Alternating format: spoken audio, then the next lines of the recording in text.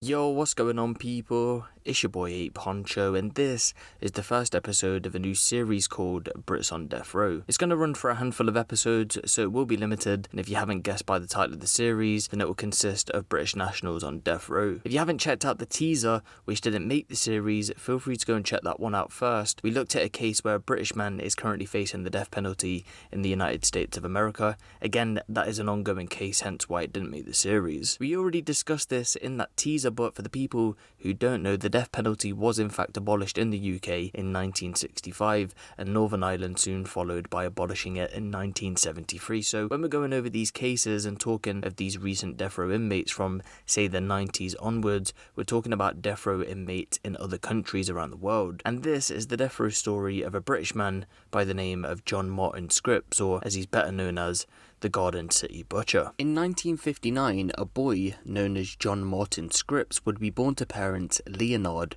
and Jean Scripps. It was said that he had a fairly decent upbringing in the small town of Letchworth, Hertfordshire, and he would be described as a reserved, mild-mannered, polite young child. As he was the only boy in his family, John would grow a special bond with his father, who was a lorry driver, and together they would go travelling around the country while at work. At the age of 9 though, Leonard had unfortunately committed suicide, and soon after behavioural problems would start to develop. After his father's death, he would change quite rapidly from that quiet boy that everyone once knew into something that was unrecognisable. As he was developing into a teenager, Scripps' behavioural problems would go from bad to worse, and instead of him becoming a mischievous teenager like the majority of kids are at that time, he took it upon himself to start burgling houses and in fact became a career criminal. It should be noted at this point though, even though his father had died, his mum was still a pretty successful businesswoman running a guest house in the Isle of Wight, so the reasons behind his motives for being a career criminal at this young age wasn't driven by poverty.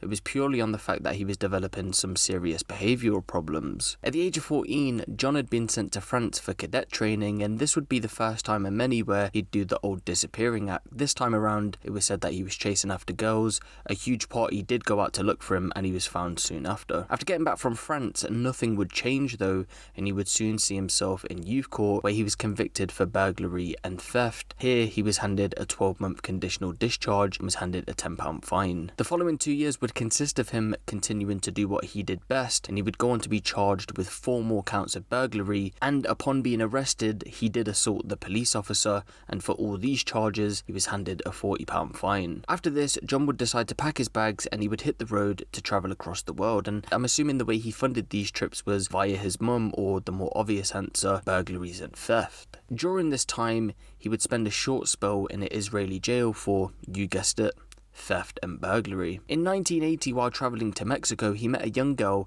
by the name of Maria Pilla, and the two soon married thereafter. They travelled together for 2 years until 1982, and once again he was arrested for theft, burglary and resisting arrest. You see, John had told Maria that he was into importing and exporting goods, but now the truth was revealed that he was in fact a career burglar. In 1982, after getting hit with that arrest, he was given a 3-year jail sentence, and this upset Maria, and the relationship was heading for an end. And the nail in the coffin for the pair was when John had ran away from jail during a home leave in June of 1985, just months before completing his jail sentence. So just a little heads up, the reason I'm explaining this is because it becomes more relevant as the story goes on.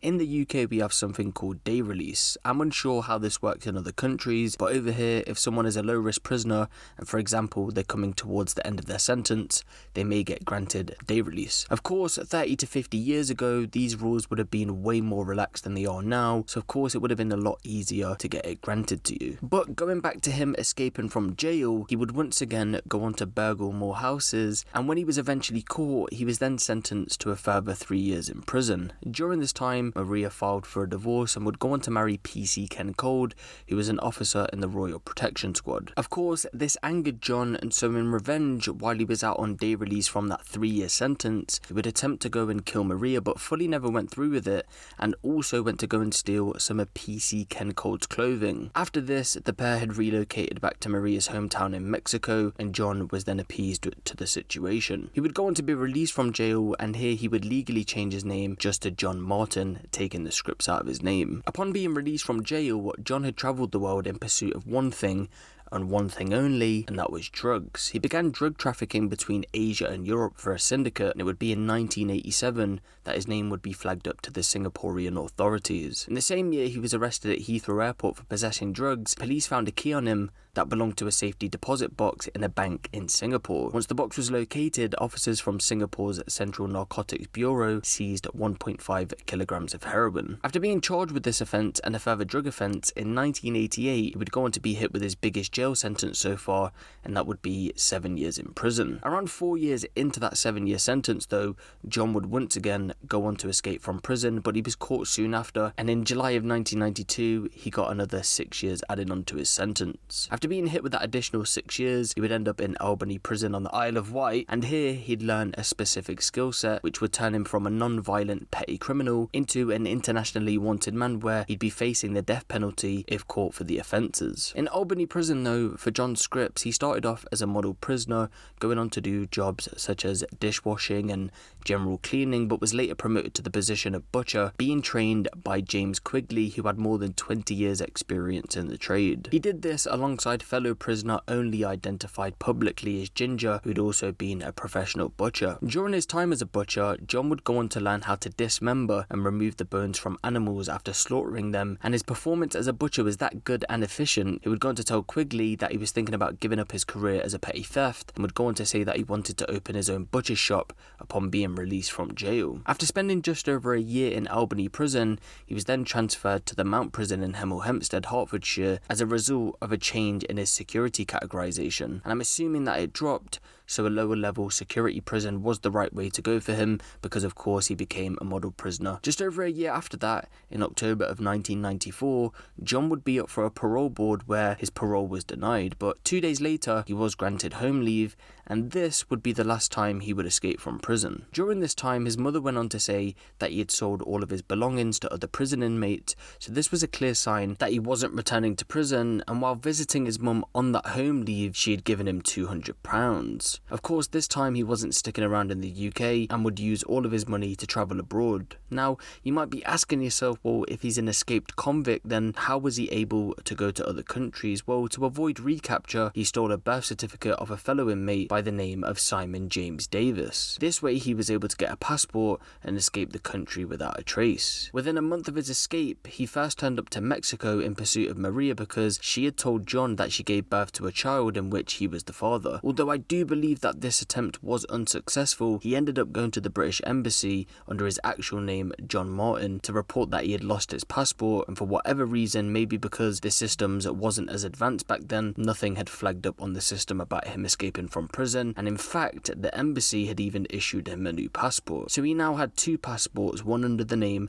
Simon James Davis and another one under the name John Martin. The following 4 months would see John travelling around the world, including visiting Belize, Mexico and the United States. Here it was rumoured that this would be the start of his international murder spree, but we'll get into that when it becomes more relevant. On the 8th of March 1995 though, John would touch down in Singapore from a flight from San Francisco at around 2 AM local time. 5 days later, on the 13th of March 1995, a discovery of an unusual package was seen floating on the waters of Clifford Pier in Singapore. A patrol boat containing the Singapore Coast Guard intercepted the package and had stumbled across what was thought to have been some kind of body part. In Clifford Pier, especially in the 90s, it was a regular occurrence to find body parts washed up at sea because there was case upon case of marine accidents, and unfortunately a lot of illegal immigrants had fell into the sea and died. Detective Zainal Abidin had been assigned to the case to look into the washed up limb, and of course he assumed it was just another day at the office and was attending to an accident. But he was swiftly informed of a pair of legs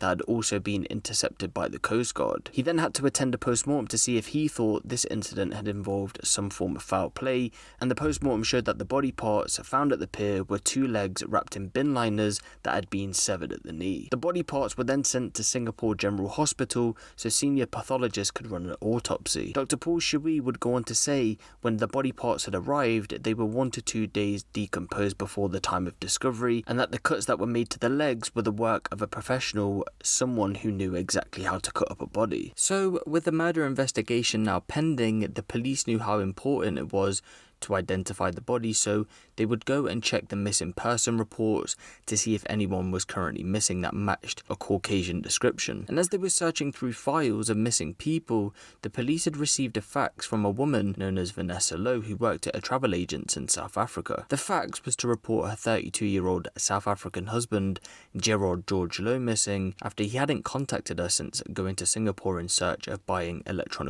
goods. Before he left Johannesburg on the 7th of March 1995, he told his wife Vanessa his exact schedule, saying, "I'll call you the moment I check into the hotel to give you the contact number. If you don't hear from me on the 10th of March, it would mean that I would have a seat on the plane to return to South Africa and I'll arrive home on the 11th of March. But if I do call you on the 10th of March, that would mean that I had not managed to get a seat and I'll return on the 12th of March." And after not hearing of him up until the 12th of March, panic had started to kick in, and so she sent the fax out. Detective Abedin thought the missing persons fax would be a good lead to follow because, again, the body was Caucasian and so was Gerard Lowe. So an investigation now opened up to see if the body parts did in fact belong to Gerard. As the investigation developed, police discovered that Gerard was last seen checking into Singapore's Riverview Hotel off Havelock Road 5 days prior to the body parts being found. The day would have been the 8th of March 1995, and what a surprise, that was the day when none other than John Martin Scripps had also touched down in Singapore. So the police would go on to check the hotel records, and it showed that Gerard had in fact checked into the hotel on the 8th of March, but he checked in with a man who went by the name of Simon Davis. Now, if you remember earlier on in the video, just in case you forgot, John Martin Scripps had stolen an inmate's birth certificate whose name was Simon Davis, and if you haven't guessed it by now, Gerard was in fact last seen checking into the Riverview Hotel with none other than John Martin Scripps. Of course, at this point, police had no idea who Simon Davis, aka John Scripps, was, but what they did know was that when they went to room 1511 in the hotel where both men had checked in, a foul smell had hit police in the face, and Detective Abedin described it as the stench of death. He would go on to say it's a common stench that homicide detectives pick up on when entering a crime scene where someone has been murdered. Upon searching the room, the police were looking for any kind of traces of blood, but none were found in the room itself. But in the bathroom, they had found small splatters of blood all over the place, and a blood stain about the size of a 20p coin was found on the toilet. So now the police were going to take it upon themselves to try and link the blood found in the bathroom to that of missing South African Gerard George Lowe, who was last seen in the room. And to do this, the Singapore police got in contact with Gerard's sister, Terry Gillette, and she flew a blood sample across, which arrived the following morning. The DNA results that came back from those blood tests matched the body parts that had been washed up at sea, and had also matched the blood found in the bathroom of the hotel room where Gerard George Lowe was last seen. 3 days into their investigation, a pair of thighs and a torso was also found in the same area off the pier alongside a plastic bag, which were confirmed to be Gerard George Lowe's body parts. Well, what was Gerard's last moment, you might be asking yourself? Well, it's understood that John had struck up a conversation with Gerard when they both landed at Changi Airport in Singapore, and then John suggested that the pair share a room, in which Gerard agreed. But the next morning, John asked the hotel receptionist to delete Gerard's name from the room registration system, saying that he had kicked him out the previous night for being homosexual and trying to come onto him. But either way, the police were now trying to locate Simon Davis, aka John Martin Scripps, and so they sent out a stop list to all police across Singapore, including Border Force. They had also put a stop list out to the surrounding countries such as Thailand, and it would be at this point the Thai authorities would go on to tell them that Simon Davis had already landed in the country on the 11th of March 1995, 2 days before the body parts had initially been found, and it was believed that he would have been difficult to locate. While investigating, they were also quick to find out Simon Davis's true identity, and that he was in fact John Martin Scripps, and they had got in touch with Scotland Yard, who laid out everything they had on him, including the fact that John had stolen Simon's birth certificate in order to secure himself a passport. So now we head over to Thailand, where we trace the footsteps of John Martin Scripps. Although at this point there was pretty much an international warrant out for John, he was none the wiser and flew to Phuket. On that flight, he'd be sitting next to Canadian mother and son, Sheila and Darren Demude. Sheila was an administrator at the Pacific Christian School in Victoria, while Darren was a college student, and they had both gone to Thailand on holiday. John had befriended the two, and they checked into Nili Marina's inn facing Patong Beach. John was given room 48, and the Demudes had been given the adjacent room, and that was room 43. The night went well, and in the morning they had all gone down for breakfast at around 11 AM local time, and this was the last time the Demudes were ever seen alive. At some point after breakfast, John had gone to reception to ask to switch rooms to 43, as he said that the Demudes had left and he would be kindly paying for their bill. But on the 19th of March 1995, he'd returned to Singapore, and on that day, the skulls of the Demudes were found in a disused tin mine in the Kathu district. 5 days after this, a torso and a pair of each arms and legs were found along Ban Nang Trang Road, which was roughly 6 miles from the hotel. The body parts were so badly decomposed that visual identification was impossible, and Royal Thai Police used dental records to identify the skulls, and forensic analysis concluded that the torso, arm and legs were more than likely Sheila's, and that other parts of Darren's body were never found. So like we just mentioned, John had in fact returned to Singapore on the 19th when the body parts were found, and as soon as he touched down, he presented his passport, which read Simon Davis. And of course, this triggered a silent alarm, and he was soon arrested and taken into police custody and was interviewed at the airport. Upon his arrest, he actually attempted to kill himself by smashing a glass panel and attempted to cut his wrist, but it all failed after police managed to stop the attempted suicide. Although John had been a suspect in only Gerard's murder at this point, when police searched his personal belongings, they found the passport issued to Gerard Lowe, which had been tampered with so it looked like it was John's passport, and also passports of Canadian mother and son Sheila and Darren Demude were also found. They also found credit cards belonging to Sheila and Gerard. Police had also now located Simon Davis's birth certificate, and on John he had some very suspicious items that indicated he could have been a killer. Now of course this is in the 90s, so security wouldn't have been that great, and he was actually found with a 1.5 kg hammer, a police grade taser, a can of mace, 2 pairs of handcuffs, a pair of thumb cuffs, 2 police brand foldable knives, an oil stone, 2 Swiss Army knives, and 24 cannabis joints. So with John being a career criminal, he had already dealt with the law before,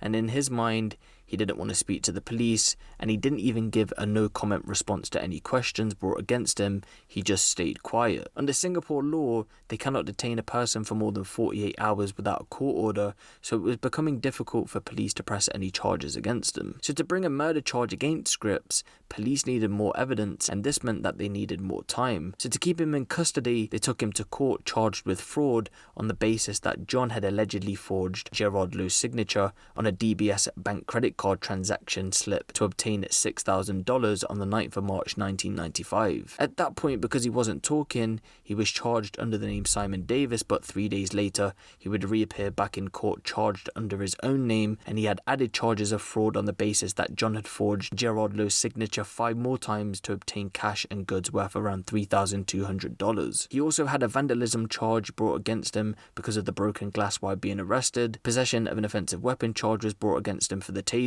and he also had a further charge of possession of a controlled substance in regards to the 24 cannabis joints. So within the week, they had of course got in contact with the Thai Royal Police, and they discussed the similar details of the murders of the Canadian mother and son and Gerard Lowe, and after finding similarities and of course evidence on John Martin Scripps, this was enough to bring murder charges against him. Multiple witnesses had also gave statements to police to confirm the last sightings of all 3 were in fact with John Martin Scripps. Now, although the connection was made that the murders of Sheila and Darren Demude and Gerard Lowe were similar in the way that they were murdered and disposed of, John Scripps would only be getting charged with the murder of Gerard Lowe. So a murder charge was brought against him because police could confirm that he was in fact Simon Davis, who was last seen with Gerard. So a trial was to take place in October of 1995, and unlike UK courts and many other courts around the world, Singapore does not have jury trials, and it was heard that John could be facing the death penalty if found guilty on murder charges. On the first day of the trial, John had nodded to his mother and sister on the way to the dock,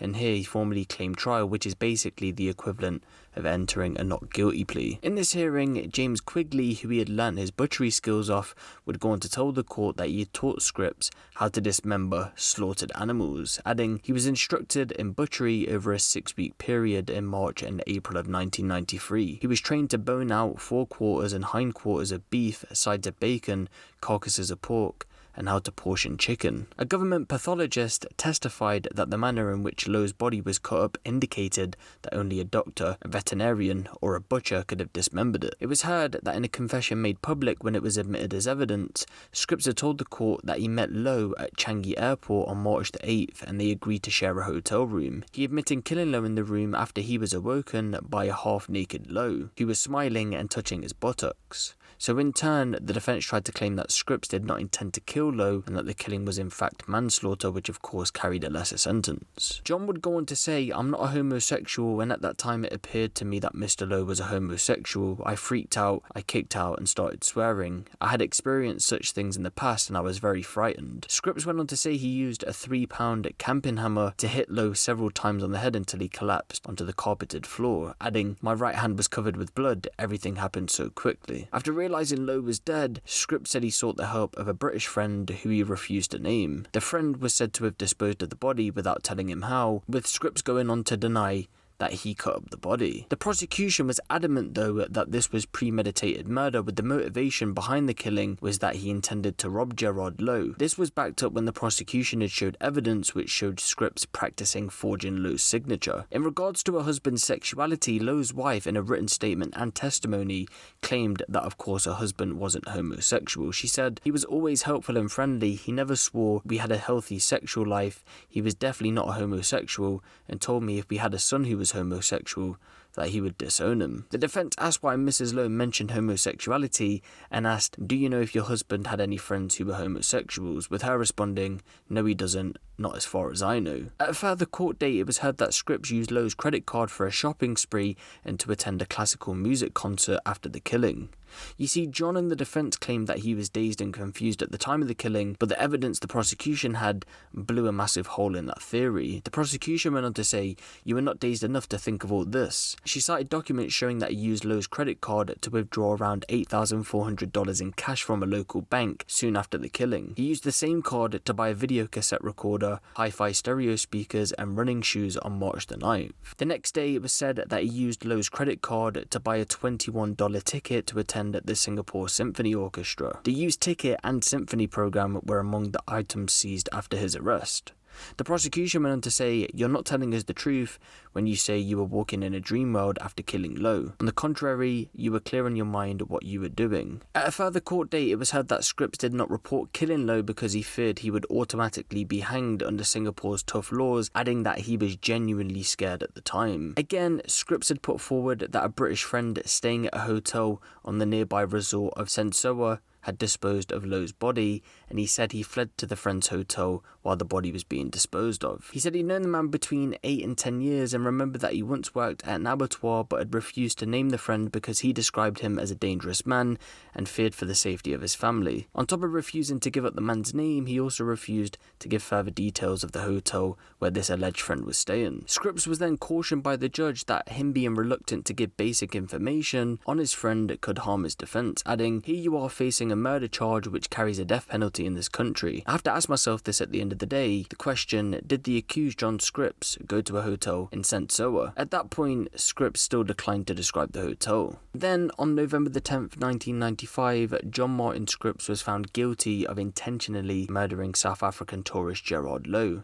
The judge told the courtroom, "I'm satisfied beyond a reasonable doubt that Scripps had intentionally killed Lowe." After that, he disarticulated Lowe's body into separate parts, and it was he who subsequently disposed of the body parts by throwing them into the river behind the hotel. After the guilty verdict was given to him, another judge had sentenced him to death by hanging. Here, Scripps was said to have showed no emotion as the verdict was read. So after the verdict was given, he was allowed 14 days to appeal it, and of course then the appeal process would go ahead. The day after the verdict was given, he did in fact put the appeal forward, but abruptly in January of 1996, 4 days before his appeal hearing, he withdrew it because, in his own words, he was eager to die. In March, an opportunity arose where he was allowed to plead his case to the former president of Singapore at that time in hopes that he could get his verdict thrown out and be given a presidential pardon. But again, Scripps would go on to decline, with his defense team saying his instruction to us was that he did not want to petition for clemency from the president. It was his wish to let the law take its course. Then, on the 19th of April 1996, at around 3:30 a.m, John was woken up by guards where he,